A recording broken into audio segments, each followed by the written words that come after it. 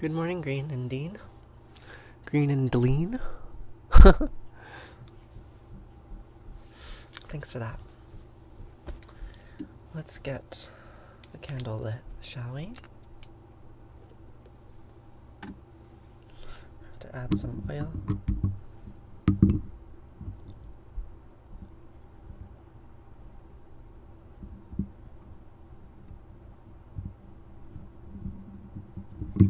And we're out.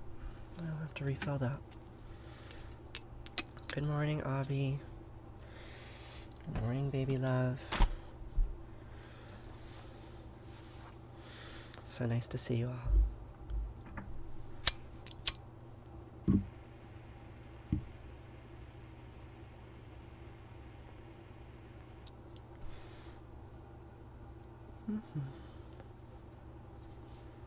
Okay. Now we have a lit candle. Am I fasting today? No, I am not. I know that it is Yom Kippur, but I do not actually have a Jewish community that I am a part of. And the rhythms of my commune aren't necessarily such that I could practice Yom Kippur on my own. I would like to. I have... And it's interesting, being on here saying Jewish prayers every day, right? All of y'all's presence in this space makes me appear to have a certain kind of spiritual authority or Jewish knowledge that I don't actually have. I'm in grad school currently. I'm very busy. And I don't actually have space in my life to observe the Jewish traditions in a way that I would like. And I'm also ignorant to them. I've never really followed them. I went to synagogue when I was little. I did Yom Kippur things when I was little, but it was a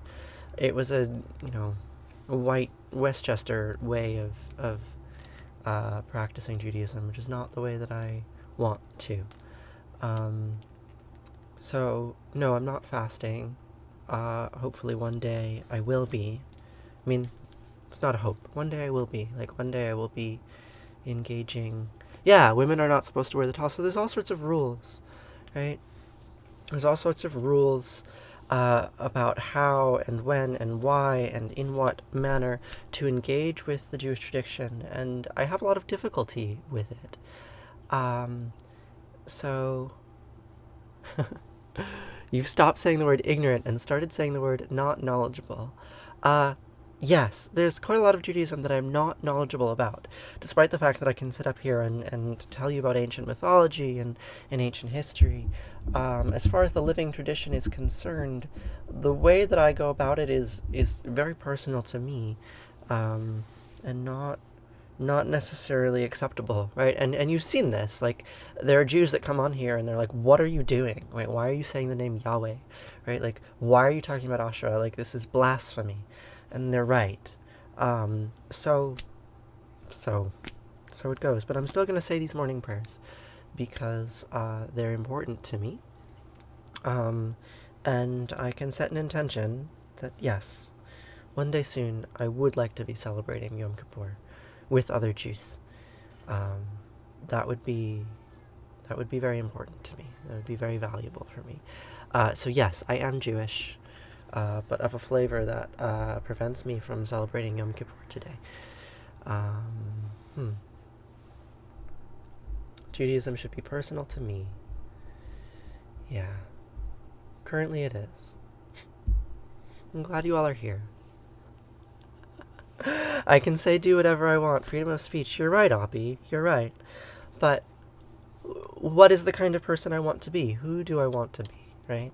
I think about that a lot when I'm on here streaming, right? I'm presenting myself to you all. I'm performing a certain kind of character. What kind of character do I want to be? And I actually would like to be a human that is better connected to the old traditions than I am. Right? And so that, in a certain sense, that's why I hold up these statues, right? I want to be connected to the very old traditions, to the traditions that are so old that no one alive practices them today. And so I have to recreate them in my mind, and inevitably they're wrong, they're false. But that's okay. What was the good question? Data guy. Messianic. I don't think I understand that question. Am I a Messianic Jew? A Jew that believes that Jesus was the Messiah? No. Like, I believe that... I mean, Jesus is a divine character. Like any number of divine characters that came before him or came after him. I don't believe that Jesus was singularly important, but I also don't believe that he was unimportant. Hopefully that answers that question.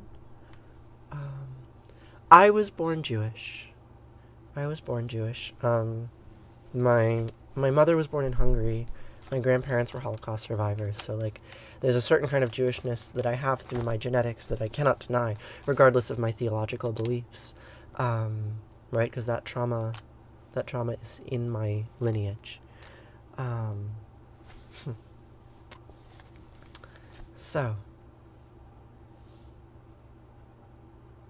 most Messianic are converted, I believe. Yeah, I mean, if you're a Jew and you think that Jesus is the Messiah, I mean, that's been happening for 2,000 years, right? That pattern has been happening for 2,000 years. There is sort of an expectation in Judaism for a Messiah. Like that wasn't something that Christians made up, right? That expectation was there for 500 years before Jesus arrived, and so it makes sense that eventually a character like Jesus would come about. And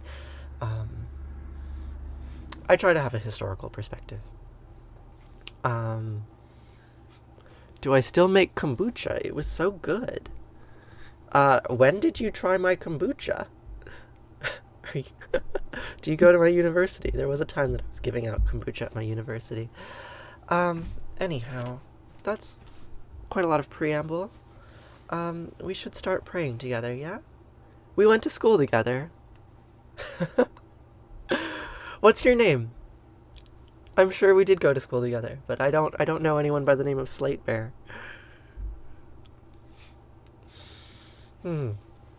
Okay, so let's start our morning prayers, shall we? I'm glad you like my backdrop. So we'll do a little bit of vocal warm-up, and then we'll say the Shema. So I'll start with a very low tone, and then we'll move into higher notes. So it goes like this.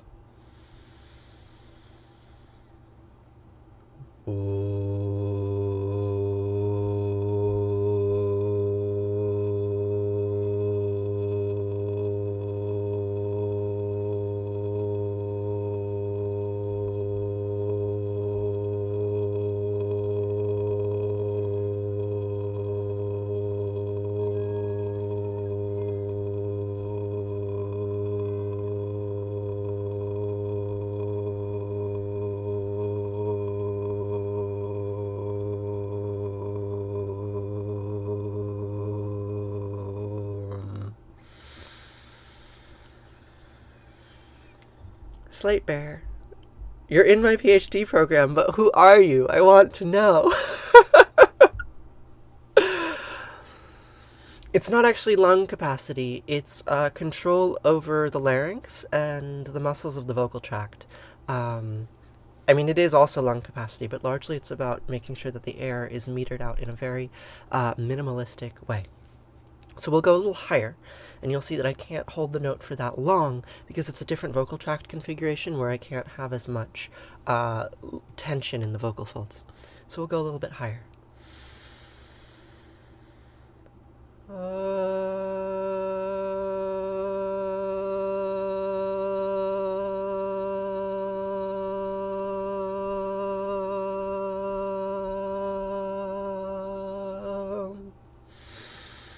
You worked with Anne. Alright, well that narrows it down.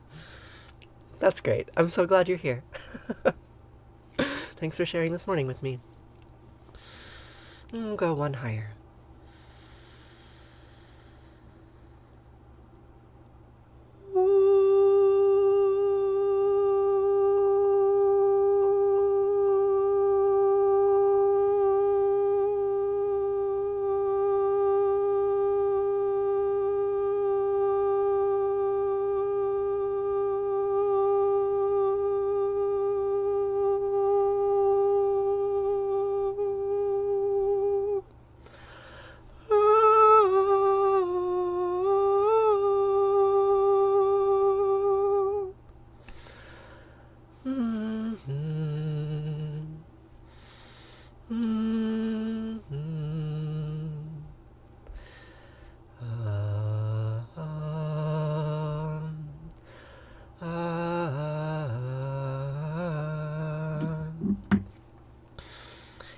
So, now we can move on to some words from the Book of Deuteronomy. Deuteronomy was a book that was written and consolidated shortly after the Babylonian exile, although there were versions of it that were around longer, much older than that, right? A few hundred years before that. So this is a book that was put into its canonical form as the Jewish people were recovering from a genocide. Not the first and not the last, but perhaps the most historically important. And so they invented this story of Moses wandering through the Sinai Peninsula, providing teachings to his people. And according to the story, this is what Moses says. Shema Yisrael Asher Eloheinu Yahweh Echad.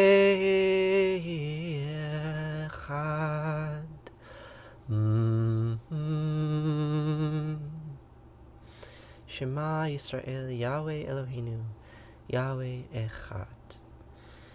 Listen, Israel, Yahweh Eloheinu, Asher Echad, are one. All these gods are one. No, this is not from the Quran, although the theology being espoused is very similar to what you might find in the Quran. It's a statement of monotheism, right? It says, Yahweh Eloheinu Echad, are one, right? All these gods are one. They contain one another, like a serpent that eats its tail. Right, so from a historical perspective, we can say that Yahweh was a southern deity, right, who came from the desert of the Arabian Peninsula or the Sinai Peninsula, whereas El or Elohim, Eloheinu, was a northern deity, more closely aligned with the other Canaanitic kingdoms to the north.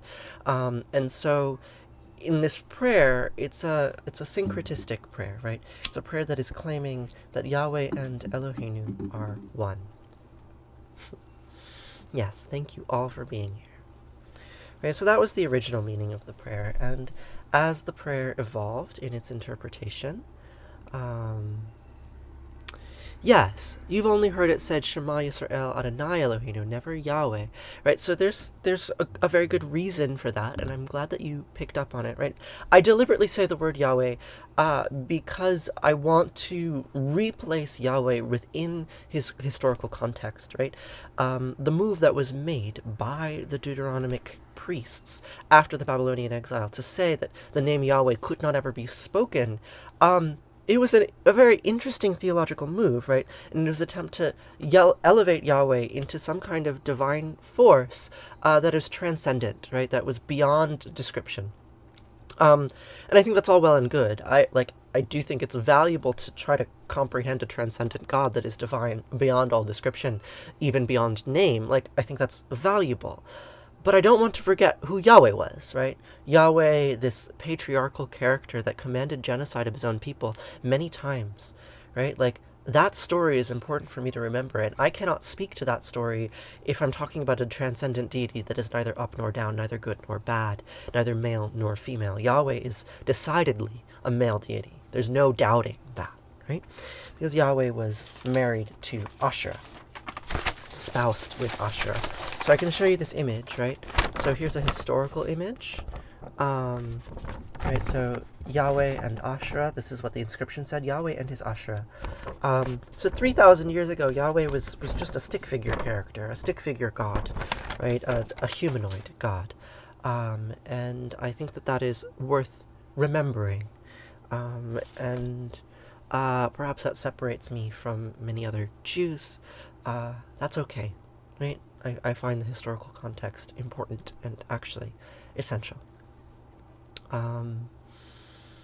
Yeah. This is a very interesting Yom Kippur conversation. Yeah, so it is. I was saying earlier, I wish that I was actually celebrating Yom Kippur today. I'm unable to, because I have no congregation that I am a part of, in part because I have some theological beliefs that are not aligned with many Jewish congregations that I'm aware of.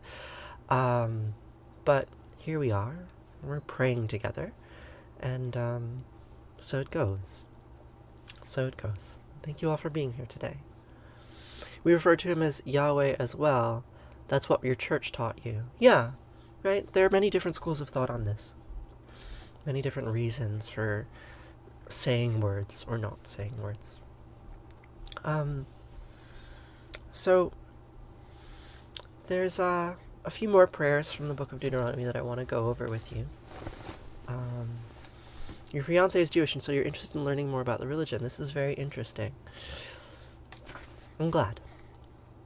So, the prayers that I'm reading from the Book of Deuteronomy are probably the most commonly spoken prayers in the Jewish tradition.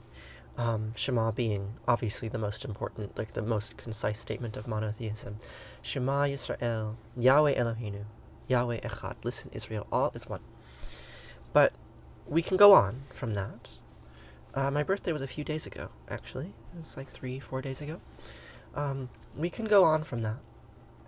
And what comes next is instructions on what to do with this sentiment, with this statement of monotheism. It goes like this.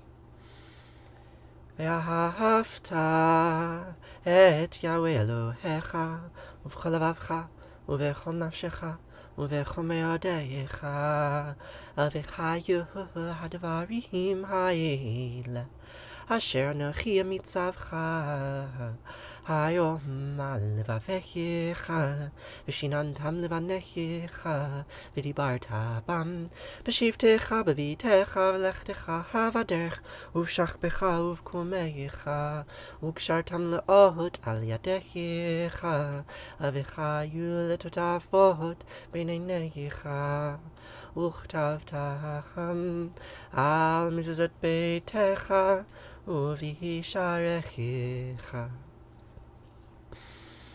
And you shall love Yahweh Eloheinu with all your heart, and with all your soul, and with all your might.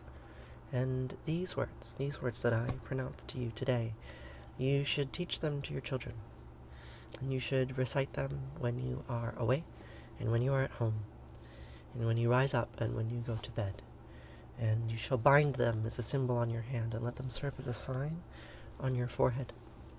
And you shall attach them to the doorposts of your houses, and on your gates. Al mezuzot beitecha uvisharecha.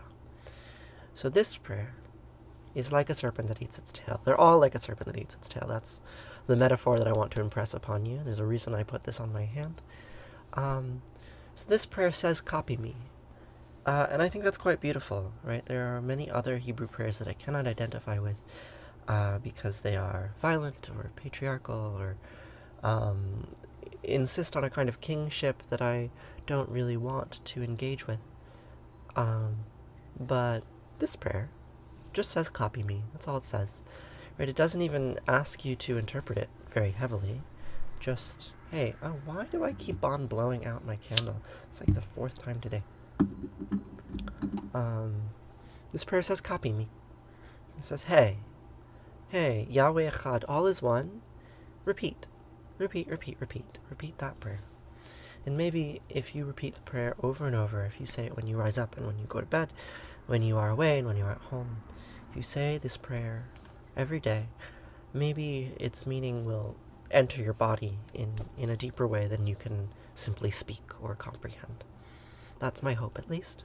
That's why I say these prayers every morning with you all. So, then we can move on to the next part. The next part goes like this. V'chaya, ki v'chayo Elohecha el ha'arz asher nisbai lavotecha le'avram nischach o Yaakov לתת לך עברים גדולות וטובות אשר לא בנית ובתים מלאים כל טובה אשר לא מילאת וברות הצווים אשר לא עשת והכרמים מזיתים אשר לא נתת והלכת ושבת. הישמר לך פן תשכח את יהוה אשר תשכחה מארץ מצרים מבית עבדים. Bondage, the house of bondage. Does the Jewish accept LBT?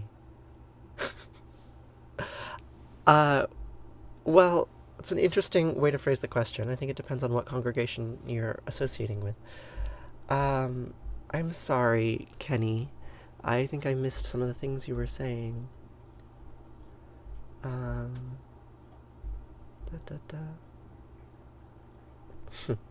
Alright, well, yes, it depends on the Jewish person. People ask me questions about Judaism as if the tradition were hegemonic, as if there was only one Judaism, and there's not. Yahweh is a war god. Yes, Yahweh is a war god. Yahweh is a war god that, after the Israeli monarchy was destroyed, having a war god as your singular deity was a little bit incongruous. So the conception of Yahweh changed to be more of an abstract entity, an abstract being. But the history of Yahweh being a war god, right, being a violent, jealous deity, is still there at the base. And I don't want to forget that. Would you want to give my energy to a god that wants war? Well, no. No, I don't. Like, that's precisely the point. Like, I don't want to give my energy to a god like that. But I also don't want to deny that a god like that is at the root, right? At the phylogenetic root, down here, way at the base. That's what Yahweh looks like. And I don't want to deny that. I need to come to terms with that, because I think that the fact that Yahweh is like that explains the consistent war that the Jewish people have been embroiled in, right? There's a war happening in Israel right now. It's been happening for the last 100 years. A slow burning war. And I don't want that war to be around. And if I don't want that war to be around, then it means I need to understand why it's there. And I do believe that one of the reasons why it is there has to do with the deeply ingrained ideology of the people in that land. And so I try to understand that. Took you a long time to come to terms with it. Very conflicting. Yeah, I'm wary of religions that are not queer-friendly. Yeah, I am definitely wary of religions in that way. And that is a very large reason why I'm not in Yom Kippur services today. Right? There's no congregation nearby me that I'm aware of that I would feel welcome in. I posted a video a couple weeks ago, 3 weeks ago, asking, like, hey, who knows of any religious online Jewish congregations that might welcome me? That was a real question that I was asking of you all, and I got some answers that I have yet to investigate, but I will. I would like to find a religious community that I could actually be a part of. I don't have time, because I'm too busy trying to be a TikTok influencer. What a life. What a life. So,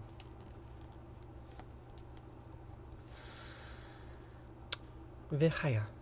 Ki v'chaya ve'levecha el ha'aretz asher nisbai levotecha le'avram li'yitzchak kol Yaakov לתת לך עברים גדולות וטובות אשר לא בנית, ובתים מלאים כל טובה אשר לא מילאת, וברות הטובים אשר לא עצת, והגרים וזיתים אשר לא נתת, והלכת ושבת, הישמר לך פן תשכח את יהוה אשר תשעך מארץ מצרים מבית עבדים, bondage. So, is Yahweh a war god? Yes. Hope you're still here, who asked that question. Yahweh is a war god, and this is a war prayer. But a self-aware one, or a sad one, maybe. When Yahweh Eloheinu brings you into land that he swore to your fathers, Abraham, Isaac, and Jacob, to assign to you, great and flourishing cities that he did not build, you did not build, houses full of all good things that you did not fill, hewn cisterns that you did not hew, vineyards and olive groves that you did not plant, and you eat your fill. Take heed that you do not forget Yahweh, who freed you from the land of Egypt, the house of bondage. So, this is a prayer about war, right? It's a prayer that recognizes, like, hey, okay, when you return to the land that you believe is your home, and in doing so you conquer it, right? You occupy cities that you did not build. and you live in houses full of all sorts of good things that you did not fill, and you drink from cisterns you did not hew, and you eat from vineyards and olive groves you did not plant, and you become full. Remember this war god, right? Remember this God who took you out of Egypt, the house of bondage, and could just as easily return you back. And in fact, if you look at your history, you will see times where you were in bondage and times where you were bonding others, where you were occupying and oppressing others. And these things, they go in cycles. So let's remember today that we live on stolen land. I live on Oneida land, right? This land that I occupy was stolen from another group of people 300 years ago. Thank you, Elle. Thank you so much for bringing that into the space. I really appreciate it. We all live on stolen land. Yes, Jess, you live on Abenaki land. All of us live on stolen land, and we all ought to know whose land it is we live on. So that's what this prayer reminds me, right? Reminds me that I do not deserve any of the things in which I have. That doesn't mean I didn't earn them. It just means that I don't deserve them. Deserve is not a useful framework. And everything that I have could very easily be taken away. And that's just the world that we live in. Thank you, Abby. It's very sweet of you. So, let's do a couple more prayers to these characters, these old characters that are perhaps not appropriate for today's religious sensibilities, but we're still here.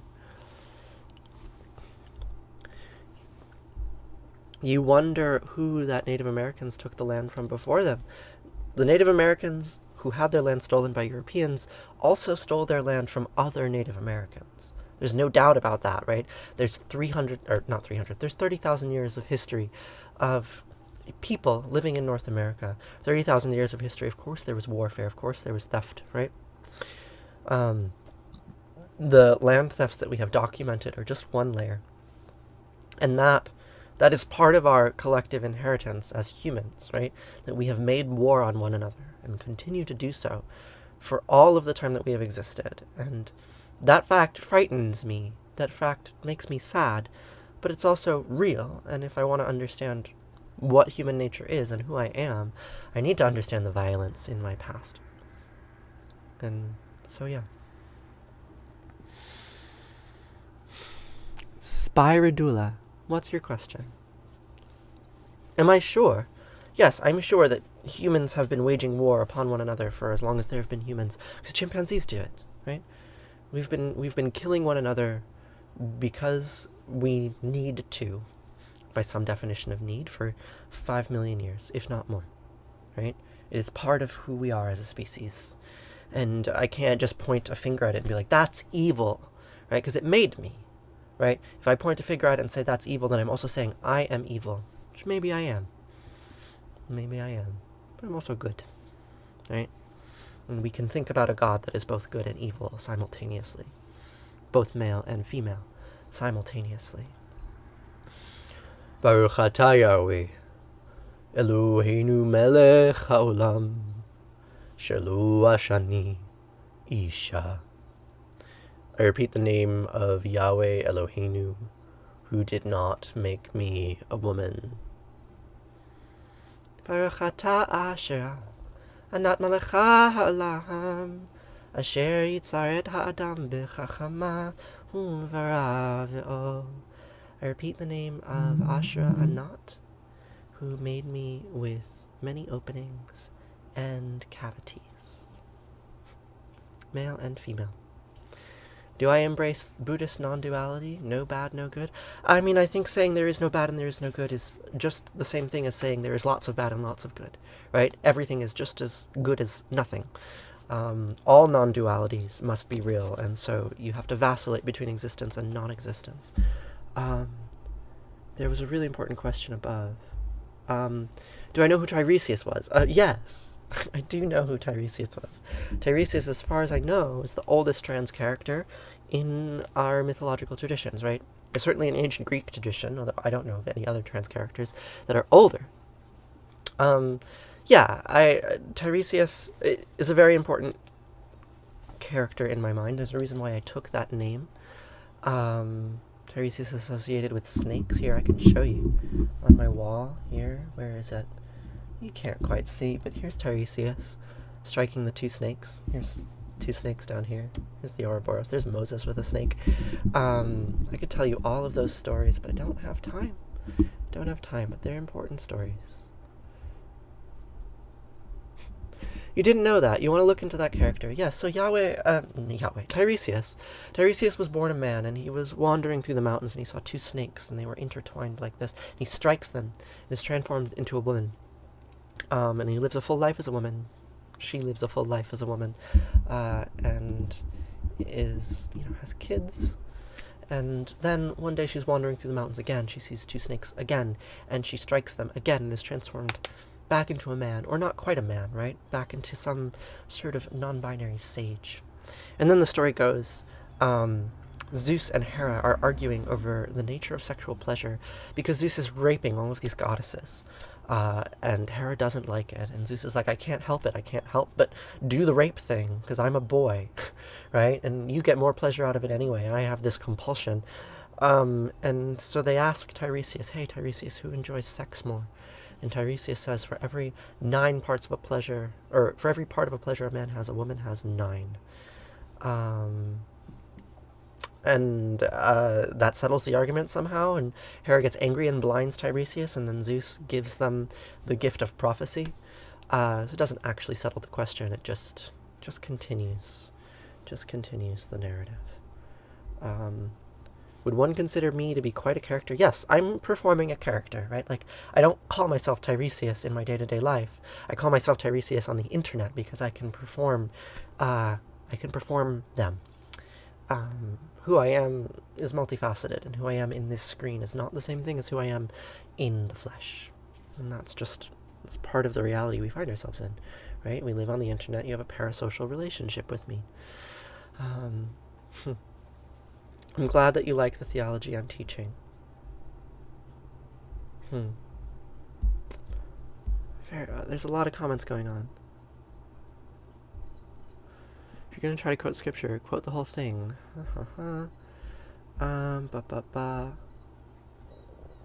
Do a prayer? Sure, David. I'm sorry. Sometimes I think I'm talking too much. Let's pray. Let's do another prayer. Do I believe in reincarnation? I just posted a video about that. I just posted one. You should watch it. Alright, let's pray as soon as I get to the bottom of the comments. Yes, I am going to sing a song about not wanting to pray today. I am.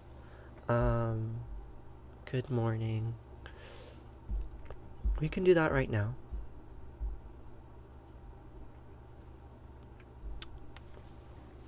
We can do that prayer now. As we do that prayer... Am I going to chant today? I keep on blowing this out. It's no good. Clearly, I've been talking too much. It's hard for me to know how much talking is too much talking. How much talking is too much talking? Too much talking. Let's pray.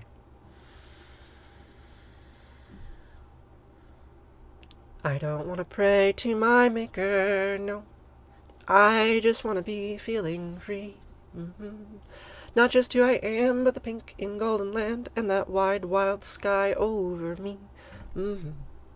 Help me to the sun. Hey, I'm looking everywhere. See, I'm looking to become not the prayer, but the prayer. And I don't want to pray, no. I don't want to pray, no, no, no. I don't want to pray. We don't want to pray. Pray, and it's not much good to talk, better to walk it. Ooh, not much good to take, better to give. We are done, forgiven, and forgotten of our sins, and I promise you, my friends, all that dies will live again. So, pardon, God and Mom.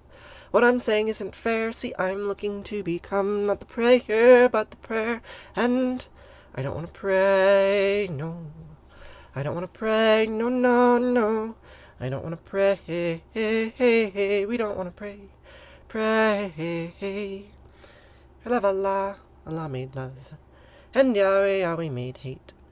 Asher, Asher, made good, and Anat made bad. Eloheinu made love, and Yahweh, Yahweh made hate. Love Allah. God made, God made, God made. But I don't want to pray to my Maker.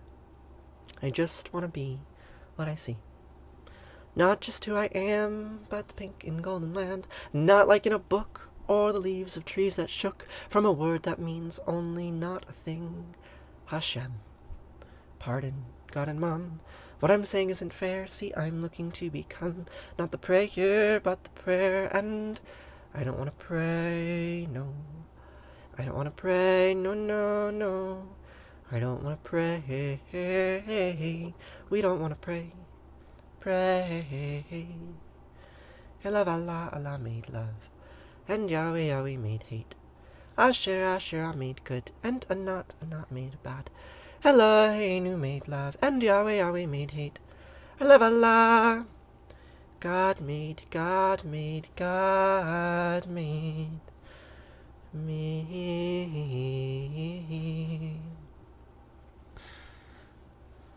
Except that's a lie. You know that, right? It's a convenient fiction. None of those gods exist. And in reality, I made me. You all are making me right now. You're making one another.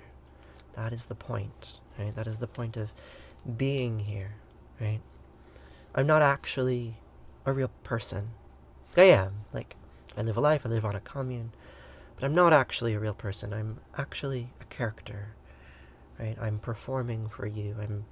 I am being a presence in your mind that the actual Teresa, physical human flesh, can't be, right? Like, there are strong limitations there. But this person who is singing to you, this person who's saying, you all are making me, right? It's real, right? You allow me to be this person.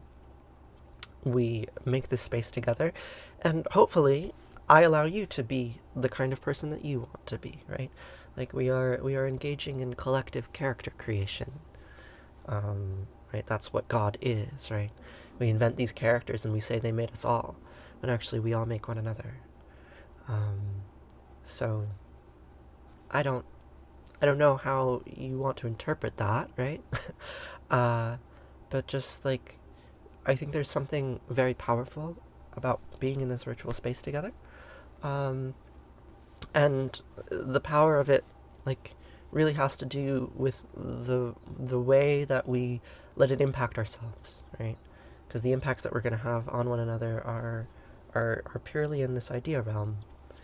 But that doesn't mean that it's not important or not real. In fact, it is the most real, right? Because we can create one another through this interaction. And I think that is just really special.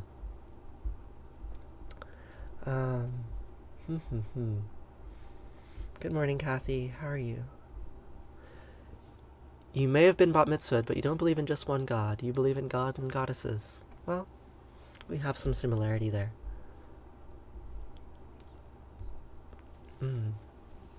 This was an amazing start to your day. I'm glad.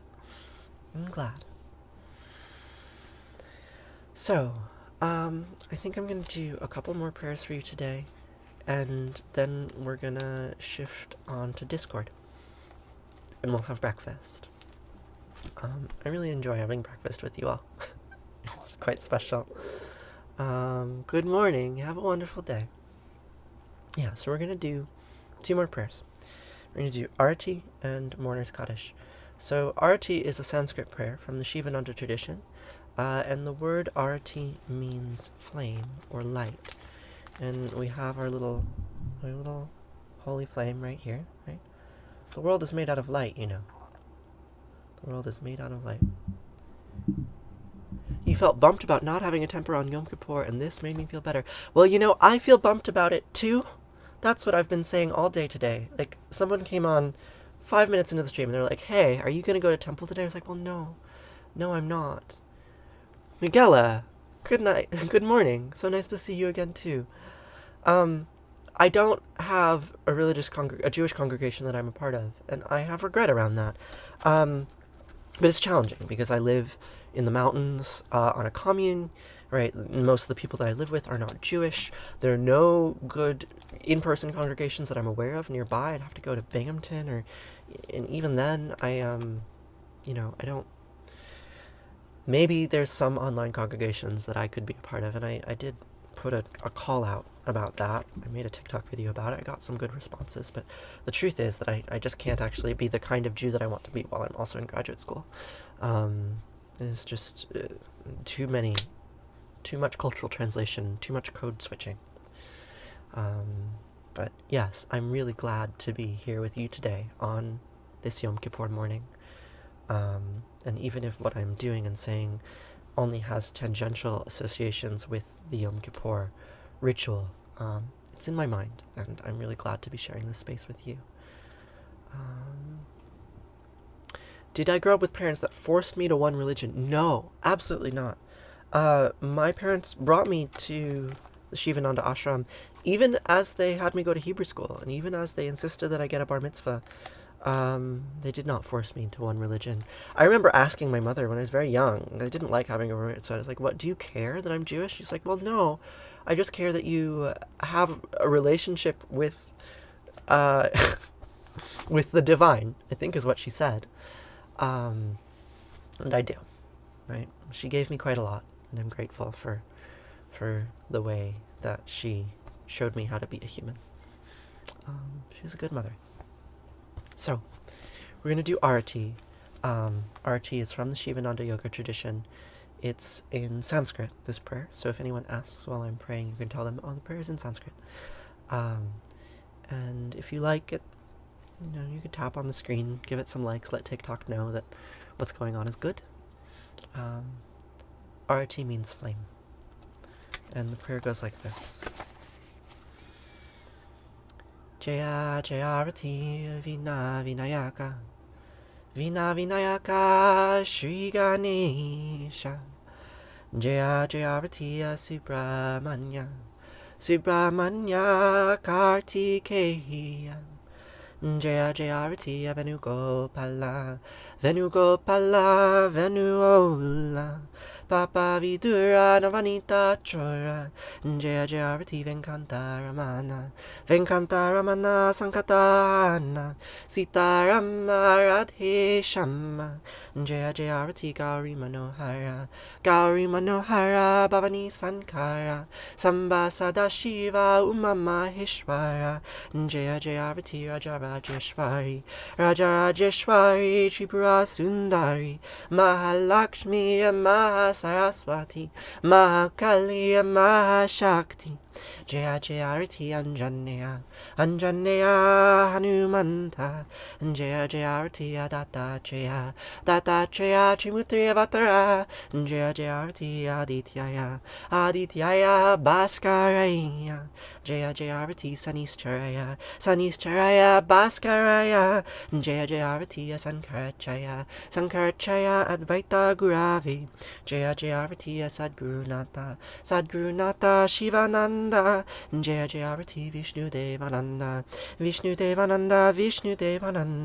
Jaya Jayarati Agastya Munayi Shri Ama Priyayi Jaya Jayarati Ayappa Swamine Dharma Shastave Jaya Jayarati Jesus Gurave Moses Gurave Buddha Gurave Jaya Jayarati Muhammad Gurave Guru Nanak Gurave Samastya Gurubho Namaha Jaya Jayarati Venugopala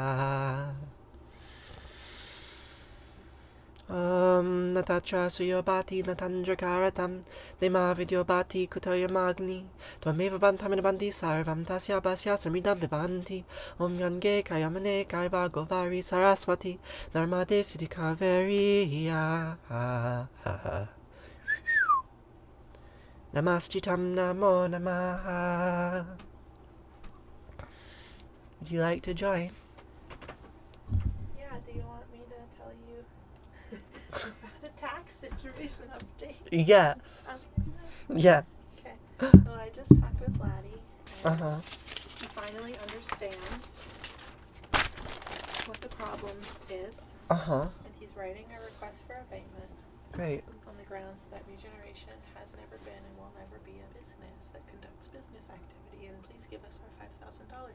I would like our $5,000 He back. says he thinks there's no reason why it shouldn't be successful. Great. But I told him, you're literally the only affordable person we can find who says what you say. Yeah. Are you a part of an underground collective of anarchist lawyer CPAs? And he's laughed and he was like, it's just me. And I was like, that's not good. Yeah, that's not good. It's not good. But I think we reached a new level of understanding Uh-huh. and honesty in our communication. Great. So I think it's progress. Great. So I wanted you to know that. Thank you. I knew that you would be deeply delighted I am. by there being progress in that arena. I wish there was an underground collective of anarchist lawyer CPAs. That would be If any great. of you are watching this live stream, please reach out. Yeah, do any of you know of any good cooperative CPAs who understand tax statuses of worker-owned cooperatives? As who well can- as bookkeeping and taxes. Yes, both. who can help us file our taxes for our commune? We need help. This shit is not romantic. It's really frustrating and confusing and complicated. You might, Cheesecake. Well, please get in touch. Join my Discord server. Let me know. You're a bookkeeper. Oh my god. Yes. Obby is a bookkeeper. I thought but your job is to talk to diabetes patients about how to improve their diets. You do it on the side. Well, let's talk guys are more. recruiting to Let's a talk lot. more. I just glanced at your message. I haven't read the whole thing, but we should chat more. Okay. I totally derailed this, but I think it was fine. Yeah. What were you about to sing? Twameva. I can sing that with you. Okay. You've been doing bookkeeping for the restaurant in town for years. Well, that's That's great. great. That's really good to know. All right. I don't need to be on all the right, TikTok sure. screen. That's I can fine. Be on the... Yeah. Somewhat anonymous, but we're going to sing together. Yeah. And if any of you know the lyrics, please sing along. Twameva mata chapita twameva bandhu shasaka twameva vidya dravinam twameva sarvam mama deva kayena vacha manasendriyarva buddhyatmanava prakrite sabhavad karomi adyad mangalam parasmahe narayanayiti sarmar payami sarvadharmam pavichaya mamekam saranam vraja aham spa sarva papayo mokshayami masucha. Whatever actions I perform with my body, speech, mind, senses, my nature, my intellect, or my emotions, all these I dedicate to you. You read more carefully than I do. Sometimes I say the wrong words. I mean... But like this one, They're the correct word. The word is sakalam, and I say mangalam, and I don't know why, but it's like in my brain. Yeah. And there's a number of issues like that where like if I don't read this, I like there's mutations. There's mutations in the prayer that it, like I don't know. It's because I don't speak Sanskrit. All I know is the lyrics. Right. Yeah. Hey. Thanks for doing legal stuff. Yeah. Should we do Kaddish? Do you want to go? You want to stay for Kaddish? I could do Kaddish. I've got the Kaddish right there it is. Okay. So, Two Jews saying Kaddish is pretty non-controversial. yeah. And it's Yom Kippur. It's People true. are asking me, are you going to go to Yom Kippur services? I'm like, no, I'm not going to Yom Kippur services. Yeah. I might go online Mm. to my childhood congregation services. Is it tonight? I think so. Mm-hmm. Yeah, maybe I'll join you for that. I mean, it was last night also, but I wasn't in the mood. But like I feel like in order for me to find a place that I would actually enjoy going to services in, I'd have to like drive all over the state. Yeah, you would. And like in different gender presentations. like I'm gonna do it one day, but I Yeah. have to, like, I don't have the time to actually engage. So here I am on TikTok praying with you all instead. Yeah. Okay, so we're gonna say Mourner's Kaddish. This is an old prayer that has been said for at least 2,000 years as a form of grief in response to death. It's also our last name, which is interesting. Mm-hmm. My name is Kaddish, so is this one's. It's not how you pronounce it, but it's No, we say Kaddish, but obviously the same root. yeah. So it's a prayer of mourning, it's a prayer about death, and if there's anyone that you would like to say Kaddish for today, please put their names in the chat or some other relevant description, and we will keep them in mind as we say these words. And the words sound like this. Hold on. Whether or not it's appropriate or they would want Kaddish said for them, I guess what you were just saying made me think of anybody in Afghanistan who has recently been killed, and Yeah. maybe everybody over the last 20 years, and maybe even preemptively people who are about to be. Mm-hmm. That's what I thought of when you said that. So Yeah. Other people have said that. Yeah. There's a Okay. war. We're aware. We grieve it. There Yeah. shouldn't be one, but there is. Okay. Yikadal v'yitkadash shemei Rabbah, b'yalma divrach yirteh v'yamlich malchuteh, b'chayachon uvyamechon uvchaye de kol beit Yisrael, b'gala uvizman kariv v'imru. Amen. Yehei shemei Rabbah meva'arch le'alam olmei almaya, yitbarach v'yishtabach v'yitpa'ar v'yitramam v'yitnaseh, v'yithadar v'yithaleh v'yithalal shemei de kudasha barichu, le'ela min kol birchata v'shirata, tushbechata v'nechemata, diamiran b'yalma v'imru. Amen. Yehei shlama Rabbah min shemaya v'chaim aleinu v'chol Yisrael v'imru. Amen. Oseh shalom b'imramav, hu ya'aseh shalom aleinu v'chol Yisrael v'imru. Amen. Oseh shalom b'imramav, hu ya'aseh shalom aleinu v'chol Yisrael v'imru v'imru. Amen. Hey, thanks. Thank you. I like saying prayers with you a whole lot. Yeah. I like saying prayers with you a whole lot. We get to do it every day. Although it's actually been more like every other day because I have a job. So that was Hebrew. That was the Mourner's Kaddish. And that concludes our prayers for today. On this Yom Kippur day. Good morning. So I'm gonna